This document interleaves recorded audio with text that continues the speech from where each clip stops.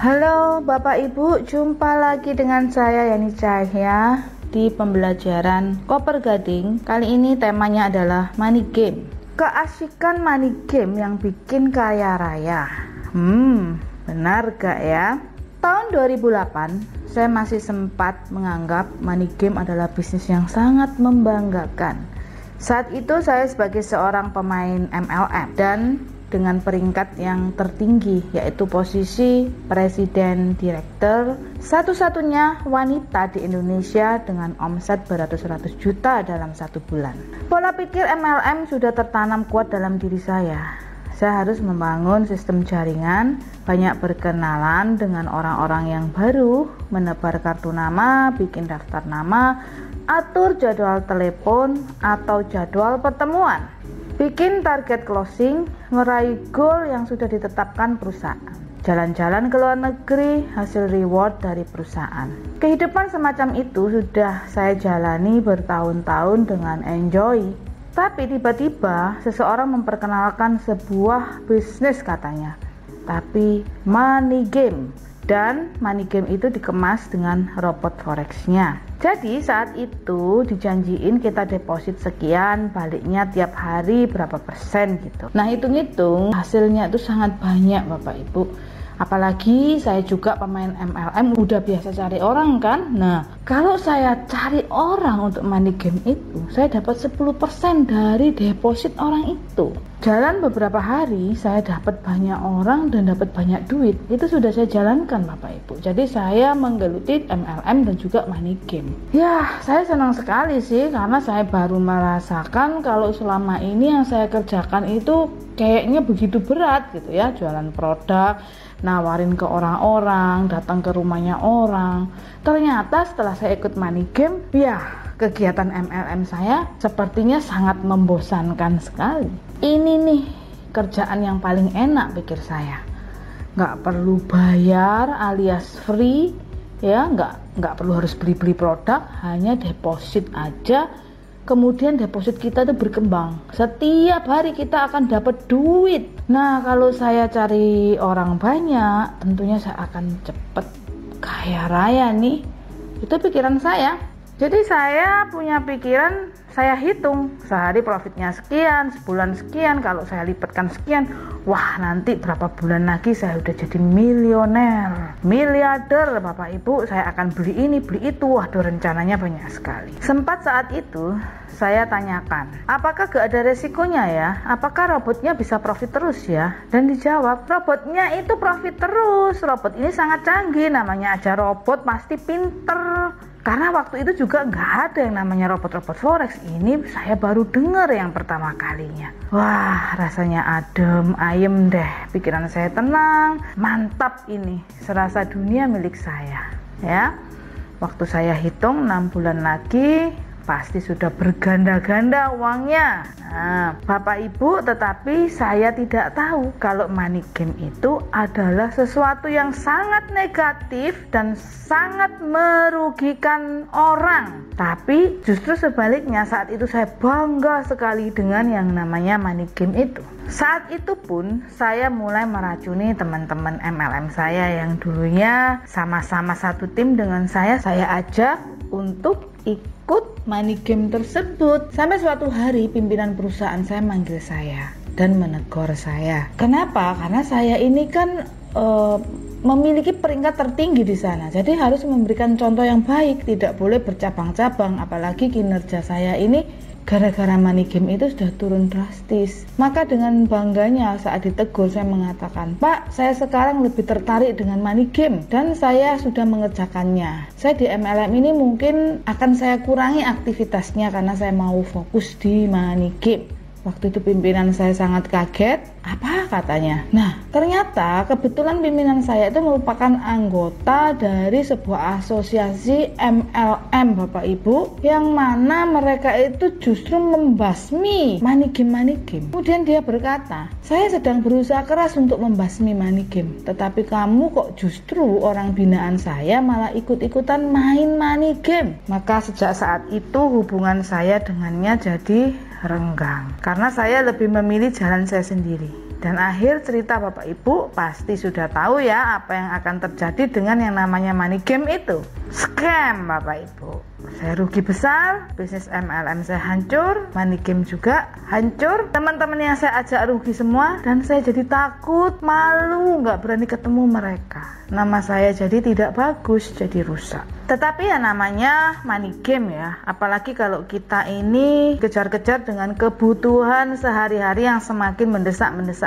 Apapun yang kelihatannya indah di depan itu sangat menarik dan mendorong kita untuk terus keranjingan. Ini yang disebut dengan kecanduan. Saya jadi ketagihan, kecanduan karena nggak sabar dengan yang namanya bisnis beneran. Kok kayaknya lama ya, kok kayaknya profitnya kecil ya. Wah, ini nggak bisa sukses ini kalau kayak gini, terlalu bertele-tele. Maka tawaran-tawaran yang menggeliurkan, tawaran-tawaran yang kasih keuntungan besar, kasih keuntungan cepet, nggak peduli itu money game, ya itu sangat menarik bagi saya. Saya terus berkecimpung di dunia money game, berganti-ganti yang saya ikuti. Cuman ya saya nggak tahu, saya pikir itu juga bisnis seperti pada umumnya. Cuman ya bisnis ini orangnya nipu, saya pikir seperti itu karena saya nggak mengenali ciri-cirinya. Saya sudah mengikuti puluhan money game, tetapi nggak satu pun yang bikin saya sukses. Sudah silih berganti, bahkan merugikan. Saya rugi sangat banyak sekali. Sampai akhirnya suatu saat saya mengerti, saya bertobat, dan saya mengenal bisnis trading forex yang sebenarnya. Dan saya menemukan jalan yang luar biasa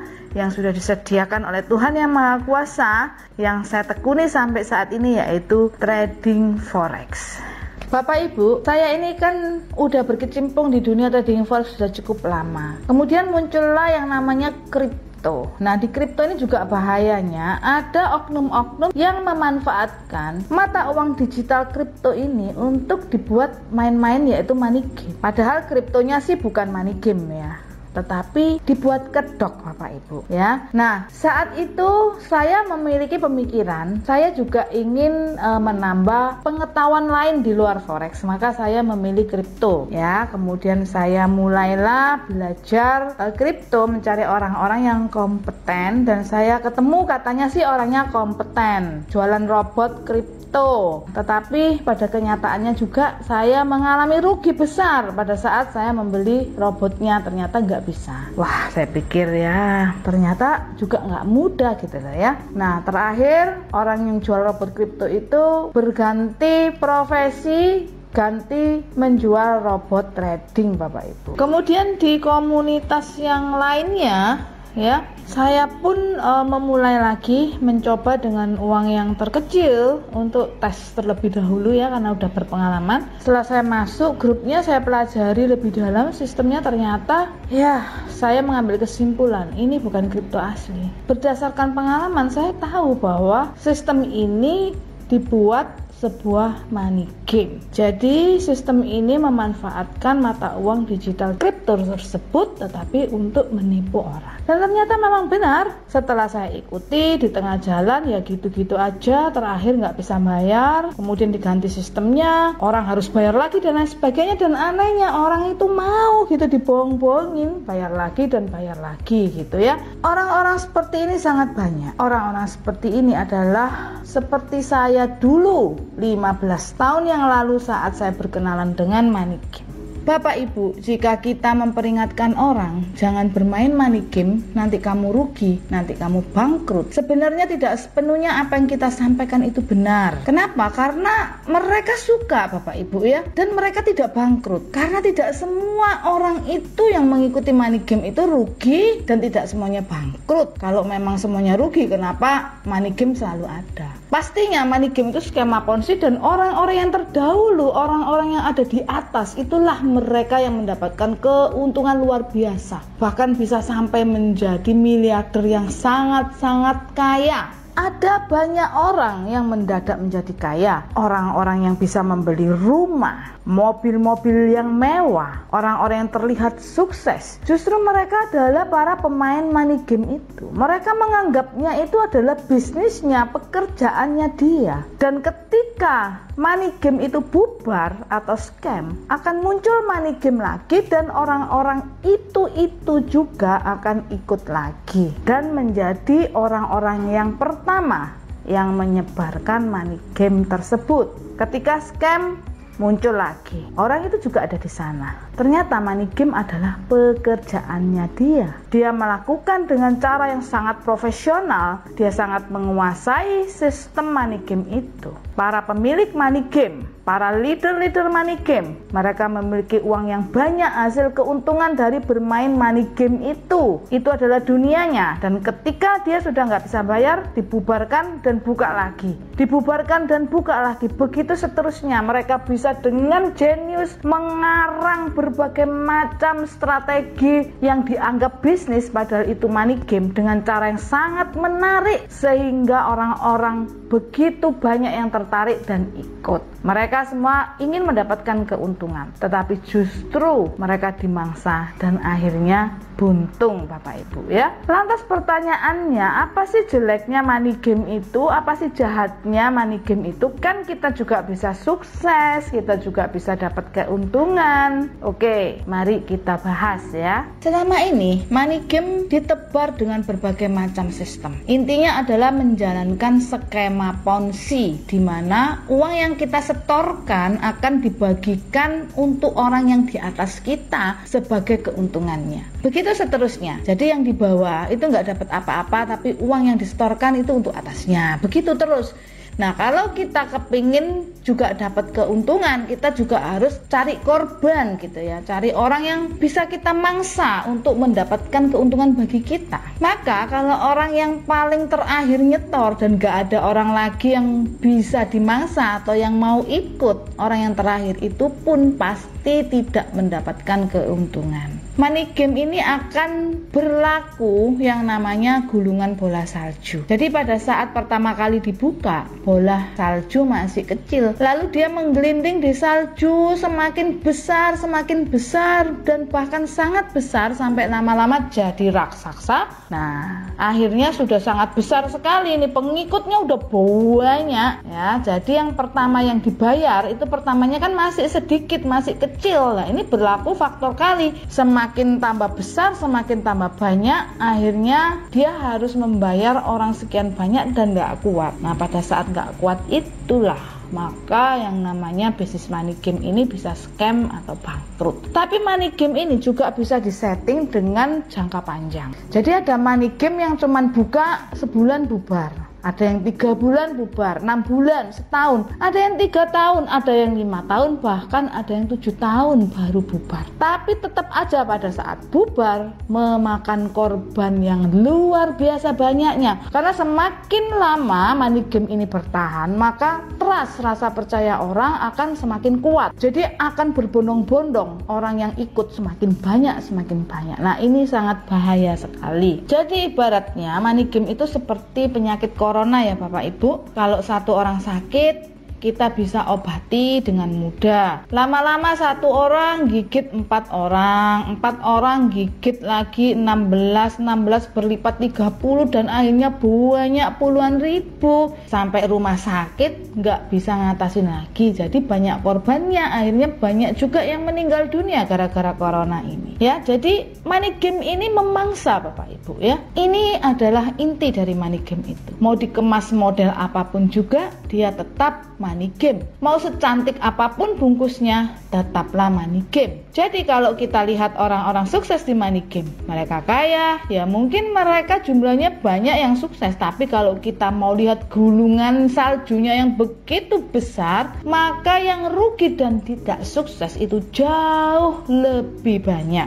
Mereka itu kaya hasil dari merampok Bapak Ibu, merampok uang-uang orang yang menjadi korbannya. Lalu gimana sih ciri-cirinya money game itu?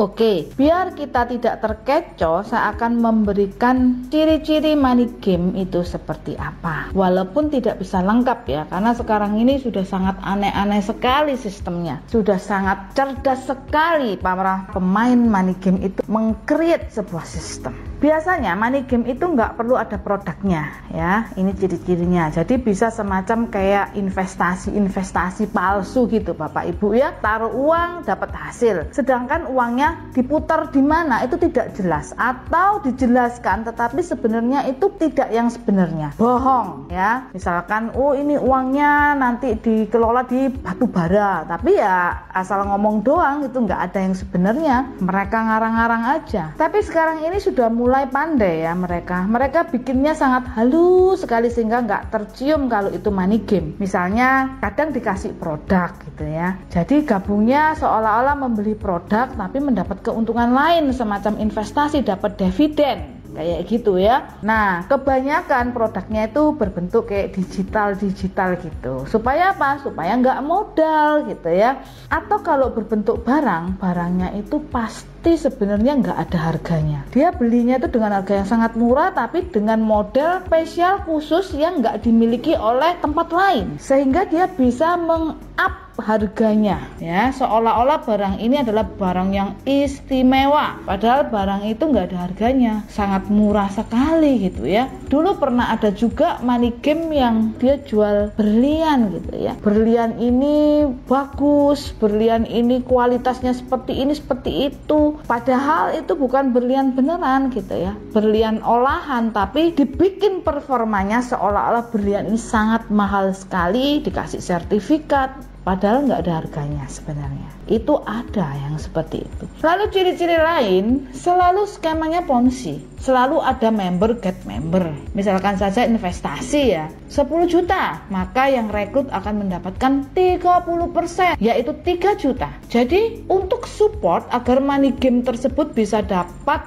orang terus, dapat uang terus yang mengalir ya, rekrutannya lancar, maka orangnya ini diberikan support komisi yang sangat besar, sehingga mereka semua peserta itu mau bergerak barengan untuk cari orang. Nah logikanya adalah, kan kebanyakan dasarnya adalah investasi. Misalkan kita investasi 10 juta, terus kita diberikan komisi 3 juta. Nah berarti kan uang investasi itu harusnya udah berkurang ya, udah jadi 7 juta ya. Tapi enggak Bapak Ibu, tetap aja yang 10 juta, tetap investnya 10 juta, nanti dapat dividen dari 10 juta itu. Nah kok bisa ya? Nah ini sangat berbahaya sekali Bapak Ibu. Ujung-ujungnya pasti scam, pasti ngilang, minggat, karena udah nggak mampu lagi untuk membayar keuntungan ke member-membernya. Ada banyak sekali Bapak Ibu contoh yang sudah nggak bisa saya sebutkan satu persatu, saya hanya menyebutkan sebagian saja. Misalkan saja Amanah, saya pernah rugi di dalamnya. Ada Maxim, ada GCG, ada Vegas, ada Mia yang bertopengkan forex, tetapi akhirnya uangnya hilang semua, nggak tahu itu berapa triliun ya Bapak Ibu ya. Alasannya apa? Alasannya di hacker. Wah, ada juga yang namanya Dream for Freedom, MMM. Bahkan yang bernuansa agamawi pun itu ada yang dibuat money game. Jahat banget ya. Ada yang berbentuk kripto, koperasi, properti, dan lain sebagainya. Pokoknya mereka menjanjikan kemudahan dengan taruh uang gitu aja dan akan dapat semacam dividen. Seperti itu Bapak Ibu. Nah Bapak Ibu, cukup banyak ya. Saya pun adalah korban dari money game itu. Bagaimana dengan Bapak Ibu? Apakah pernah ikut money game dan menjadi korbannya? Atau justru sekarang masih berkecimpung di dunia money game? Atau mungkin Anda saat ini udah mulai tertarik ya dengan tawaran-tawaran yang begitu banyak, yaitu tawaran-tawaran money game. Memang butuh kejelian dan pengalaman untuk membau apakah penawaran bisnis yang ditawarkan ini baunya adalah money game. Hati-hati Bapak Ibu, sebab jika Anda tidak paham apa itu money game, bisa-bisa Anda menjadi korbannya. Nah, saya hanya memberikan tips contoh untuk money game yang berkedok forex ya. Biasanya seperti ini Bapak Ibu ciri-cirinya. Yang pertama, bisa free tidak berbayar, bisa juga berbayar ya. Nah, untuk menarik minat lebih banyak orang, biasanya orang lebih tertarik yang free dan merasa tidak rugi apa-apa karena tidak ngeluarin uang sama sekali ya. Mereka cuman ngeluarin uang investasinya saja. Misalkan forex, ya mereka ngeluarin modal forex saja. Tapi sekarang ini banyak money game forex yang mulai dibuat dengan cara yang cerdas, supaya halus, supaya nggak kentara kalau itu money game. Jadi orang yang ikut itu ya, ada produknya, misalkan edukasi dan lain sebagainya, atau seolah-olah jual buku dan lain sebagainya, ya dengan cara berbayar. Kemudian yang kedua, dibentuk selalu member get member, karena ini adalah intinya. Nggak ada bisnisnya kok, nggak ada trading forex yang sebenarnya kok. Jadi gimana cara bayar orang-orang? Ya dari uang orang lain yang bergabung. Maka harus dibentuk member get member. Yang ketiga, mau diapain pun itu hasil akhirnya selalu ditunjukkan kalau profit. Walaupun ada rugi-rugi, tapi ini profit, sejauh ini selalu profit. Makanya orang jadi tertarik gitu ya, apalagi profitnya nggak kecil, profitnya cukup besar. Kemudian jumlah deposit yang tersistem, ada paket-paket yang ditentukan, ada uang-uang yang ditahan, jadi nggak bisa withdraw dengan enaknya uang kita gitu ya. Nah, ditahan sama dia. Kemudian brokernya, broker forexnya itu bukan broker umum yang selama ini kita dengar, oh ada broker ini, broker itu, wah ini udah familiar banget. Nah ini brokernya aneh gitu ya, nggak familiar. Nah jangan-jangan broker itu udah sekongkolan dengan si pembuat money game itu, karena bukan broker umum gitu ya. Broker yang aneh, yang kita nggak pernah tahu, tapi ngakunya broker berlegalitas dari luar negeri, bonafit sudah lama, tapi kita nggak pernah tahu gitu kalau ada broker seperti itu gitu ya. Atau kalau nggak kong kali kong dengan brokernya, mereka juga bisa bikin broker sendiri, bikin broker abal-abal ya. Mereka jadi si pemain money game ini, perusahaannya itu dia bikin brokeran sendiri supaya dia bisa ngakalin, bisa bikin profit, bisa ngatur ini, bisa ngatur itu. Kenapa? Karena itu punyanya dia sendiri gitu ya, tapi dia nggak ngaku. Kemudian tradingnya kebanyakan ya orang yang terima beres saja, ya nggak ngerti apa-apa, taruh uang, pokoknya ini uangku ditradingin gitu ya. Mungkin juga bisa diakal, oh ini pakai robot, oh ini forex copy, oh ini pump. Anda bisa ngelihat hasilnya di HP. Nah, padahal itu semua udah disetting. Kenapa? Ya, kuncinya ada di broker itu. Karena bukan broker umum. Jadi bisa diakal-akalin, Bapak. Kemudian perusahaannya tidak mengedukasi forex dengan benar. Ya, nggak ada edukasi forex dengan benar karena dia menjalankan sesuatu yang tidak benar gitu ya. Kemudian membernya tidak diajarin trading. Misalnya trading dengan robot. Membernya nggak diajarin trading dengan robot. Taunya beres aja. Membernya nggak dikasih robotnya. Membernya juga nggak diajarin nyeting robotnya karena memang nggak ada sebenarnya itu. Seperti itu ya Bapak Ibu ya. Kemudian jika memang itu adalah perusahaan yang menjual robot forex, robotnya itu nggak bisa diminta, nggak ada. Misalnya Anda beli robotnya ya nggak ada, Anda hanya ikut dalam sistemnya aja, tiba-tiba profit gitu aja, nggak tahu prosesnya ini robotnya jalan beneran atau bagaimana cara mencetak profitnya, sistemnya kayak apa, Anda nggak tahu. Memang dibikin seperti itu Bapak Ibu. Nah, saya tidak mengatakan semua yang berciri seperti itu adalah money game. Belum tentu ya Bapak Ibu ya. Tetapi kalau itu money game ya harus cirinya seperti itu. Karena tidak akan sebuah money game itu yang menjual robot forex itu kemudian bisa gitu loh ya, diminta robotnya kemudian ditradingin di semua broker. Nggak akan pernah bisa. Tetapi Bapak Ibu forex yang beneran pasti bisa. Ya, karena ciri-cirinya kebalikannya. Ciri-cirinya kalau forex itu beneran adalah Anda bisa memilih trading di broker yang Anda suka. Jika itu robot, maka Anda bisa mendapatkan file robotnya. Lalu Anda akan juga diajarin cara jalanin robotnya, setting robotnya. Kecuali kalau Anda memang nggak mau nyeting ya, minta disettingkan, mau terima beres. Nah, itu yang dilakukan di Super Mega Profit. Anda bisa memilih robot mana yang Anda suka, broker mana yang Anda suka. Anda juga bisa mau men-setting robotnya sendiri, akan diajarin. Kalau nggak mau juga akan disettingkan dan Anda bisa terima beres. Jadi bebas Bapak Ibu, ada pilihannya. Kalaupun Anda ikut forex copy di suatu tempat ya, yang brokernya juga harus ditentukan gitu, harus broker ini. Nah, biasanya kalau forex beneran meskipun brokernya ditentukan, broker itu adalah broker umum yang sudah familiar dan banyak dikenal oleh orang. Artinya nama dari broker itu udah populer Bapak Ibu ya, sering disebut oleh para trader.